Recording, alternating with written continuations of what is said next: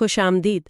آج ہم قرآن مجید کی 5ویں سورت المائدہ کا ایک گہرائی سے جائزہ لے رہے ہیں جی اور خاص طور پر محمد اسد کی جو مشہور تفسیر ہے دا میسج آف دا قرآن، اس کی روشنی میں۔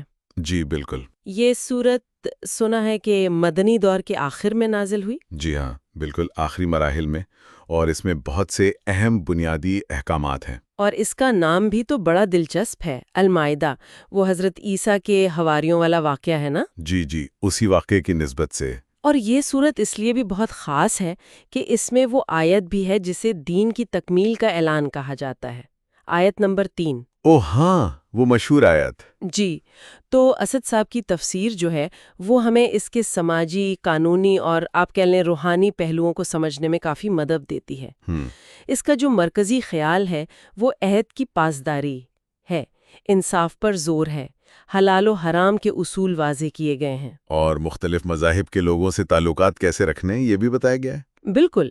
تو یہ کافی جامع صورت ہے۔ تو آئیے پھر دیکھتے ہیں کہ اسد صاحب کی تفسیر کی مدد سے ہم اس میں سے کیا خاص باتیں سمجھ سکتے ہیں۔ شروع ہی ایک بڑے بنیادی حکم سے ہوتا ہے، پہلی ہی آیت میں۔ جی، آیت 1۔ اے ایمان والوں، اپنے عقود پورے کرو۔ اب یہ عقود، اس کا کیا مطلب ہے یہاں؟ دیکھیں، یہ لفظ بڑا وسیع ہے۔ اسد صاحب کی تفسیر کے مطابق یہ صرف کوئی قانونی معاہدے یعنی لیگل کانٹریکٹس نہیں ہیں۔ اچھا؟ جی، اس میں ہر طرح کے عہد شامل ہیں۔ وہ عہد جو اللہ کے ساتھ ہے، انسان کا اپنی ذات کے ساتھ ایک عہد ہے، یعنی جو اس کی فطری ذمہ داریاں ہیں۔ اچھا، اپنی ذات کے ساتھ بھی؟ جی، اور پھر انسانوں کے آپس میں جو معاہدے ہیں، سماجی ذمہ داریاں ہیں، وہ سب اس میں آ جاتی ہیں۔ تو یہ ایک طرح سے یوں سمجھیں پوری صورت کے لیے بنیاد بن جاتی ہے۔ یعنی ایک ذمہ دار زندگی گزارنے کا پورا فریم ورک۔ بالکل، کہ زندگی کے ہر پہلو میں اپنی ذمہ داریاں پوری کرو۔ صحیح۔ اچھا، پھر فوراً بعد ہی کھانے پینے کی چیزوں کے احکامات آ جاتے ہیں، آیات 3 سے 5 میں۔ جی، حرام چیزوں کی ایک لسٹ دی گئی ہے، جیسے مردار، خون، خنزیر کا گوشت وغیرہ، اور پھر آگے آیت 90 میں نشہ آور چیزیں اور جوا، انہیں شیطانی عمل کہا گیا ہے۔ ہاں۔ تو اسد صاحب اس کی کیا حکمت بتاتے ہیں ان پابندیوں کی؟ دیکھیں، اسد صاحب کا زور اس بات پر ہے کہ یہ جو منع کیا گیا ہے یہ انسان کو بچانے کے لیے ہے۔ بچانے کے لیے؟ جی، جسمانی نقصان سے، اخلاقی نقصان سے، سماجی نقصان سے، مطلب اس میں انسان کا اپنا ہی فائدہ ہے۔ ٹھیک۔ اور ایک دلچسپ بات یہ بھی ہے کہ آیت 4 اور 5 میں کہا گیا کہ تمام پاکیزہ چیزیں یعنی طیبات وہ حلال ہیں سوائے ان کے جن کا نام لے کر منع کر دیا گیا۔ اچھا، یعنی اصول یہ ہے کہ سب حلال ہے جب تک منع نہ کیا جائے۔ جی، بنیادی اصول یہی ہے۔ اسد صاحب کہتے ہیں کہ یہ اسلام کی عملیت پسندی یعنی پریکٹیکلٹی کو ظاہر کرتا ہے۔ اور وہ یہ بھی واضح کرتے ہیں اسی ضمن میں کہ اہل کتاب کا کھانا، مطلب اگر وہ ان چیزوں سے پاک ہو جو مسلمانوں پر حرام ہیں تو وہ کھانا جائز ہے۔ ہاں، یہ بھی ذکر ہے۔ اور ان کی پاک دامن عورتوں سے نکاح کی اجازت بھی کچھ شرائط کے ساتھ، یہ بھی ایک طرح سے سماجی تعلقات اور باہمی احترام کی طرف اشارہ ہے۔ اور وہیں آیت 3 میں وہ دین کی تکمیل والی بات بھی ہے، آج میں نے تمہارے لیے تمہارا دین مکمل کر دیا۔ اسد صاحب اس آیت کی کیا اہمیت بتاتے ہیں؟ اسد صاحب کے نزدیک اس کا مطلب یہ ہے کہ اللہ کی طرف سے جو قانون سازی، جو شریعت نازل ہونی تھی، وہ مکمل ہو گئی۔ اچھا۔ یہ اسلام کے قانون کی بنیاد بن گئی۔ لیکن اس کا یہ مطلب نہیں کہ اب سوچنے، سمجھنے یا علم حاصل کرنے یا زمانے کے ساتھ چلنے کا دروازہ بند ہو گیا۔ نہیں، یہ مطلب نہیں۔ بلکہ ایک مکمل فریم ورک مل گیا ہے جس کے اندر رہتے ہوئے انسانی عقل کو کام کرنا ہے۔ یہ بہت اہم وضاحت ہے۔ اچھا، پھر سورت میں انصاف پر بہت زیادہ زور ہے، خاص طور پر آیت 8۔ جی، وہ تو کمال کی آیت ہے۔ کسی قوم کی دشمنی تمہیں اس بات پر آمادہ نہ کرے کہ تم انصاف نہ کرو، انصاف کرو، یہ تقویٰ کے زیادہ قریب ہے۔ یہ تو بہت ہی اونچا معیار ہے۔ یقیناً اسد صاحب تو اسے اسلامی اخلاقیات کا آپ کہہ لیں بنیادی ستون مانتے ہیں۔ یہ مطالبہ ہے کہ انصاف کرتے وقت اپنی ذاتی پسند، ناپسند یا کسی سے دشمنی، یہ چیزیں آڑے نہیں آنی چاہیے، کسی قیمت پر بھی نہیں۔ جی، اور یہ صرف مسلمانوں کے آپسی معاملات کے لیے نہیں بلکہ تمام انسانوں کے ساتھ برتاؤ کی بنیاد یہی ہے۔ ایک انصاف پر مبنی معاشرہ قائم کرنا ہے تو یہ پہلی شرط ہے۔ صحیح۔ اچھا، پھر اہل کتاب یعنی یہود و نصارہ، ان کے ساتھ تعلقات کا بھی ذکر ہے۔ آیت 51، 69، 82۔ جی، آیت 51 میں کچھ کہا گیا ہے ان سے دوستی یا اتحاد کے بارے میں، جس کی لوگ مختلف طرح سے تشریح کرتے ہیں۔ اسد صاحب کیا کہتے ہیں؟ ہاں، یہ ایک نازک موضوع ہے۔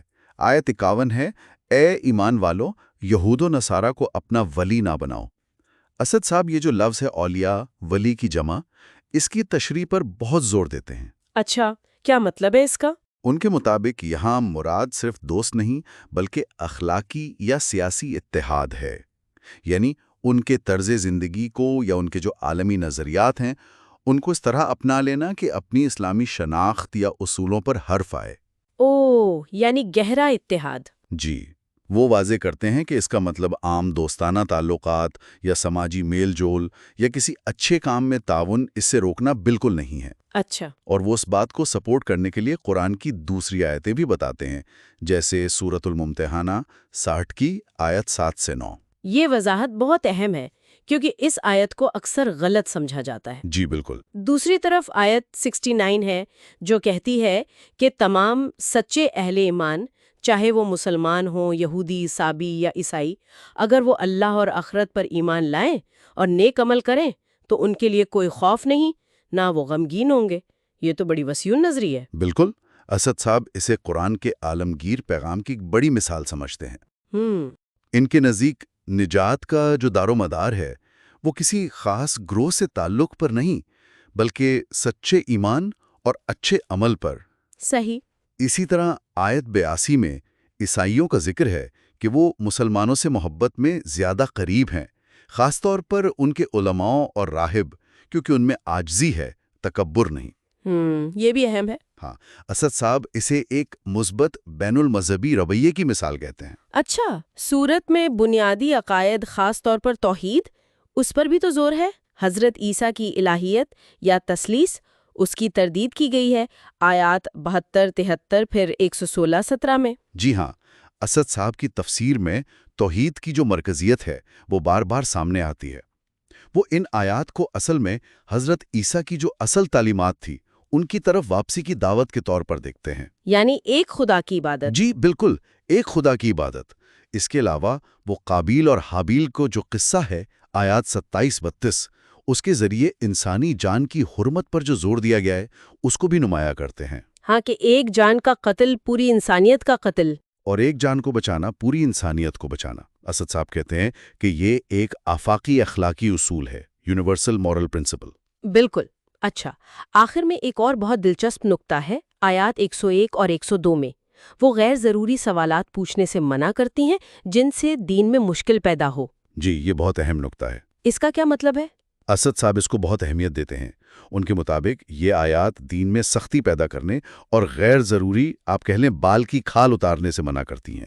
اچھا، یہ ان لوگوں کے لیے تنبیہ ہے جو وحی کے جو واضح احکامات ہیں ان سے بھی آگے بڑھ کر اپنی طرف سے قیاس آرائیاں کرتے ہیں یا خود ساختہ پابندیاں لگا کر دین کو مشکل بنا دیتے ہیں۔ جن باتوں پر شریعت نے خاموشی اختیار کی ہے اس میں انسان کے لیے آسانی رکھی گئی ہے۔ اسد صاحب کہتے ہیں کہ یہ دین کی روح کو سمجھنے کی ہدایت ہے، بجائے اس کے کہ لفظی گورکھ دھندوں میں پھنس جائے۔ یہ تو آج کل کے لیے بھی بہت اہم سبق ہے۔ بہت زیادہ۔ تو خلاصہ اگر کریں تو سورت المائدہ ایک بہت ہی جامع سورت ہے جو زندگی کے بہت سے اہم پہلوؤں کا احاطہ کرتی ہے۔ عہد پورے کرنا، انصاف قائم رکھنا، کیا حلال ہے کیا حرام ہے، دوسرے مذاہب کے ساتھ تعلقات کیسے ہوں۔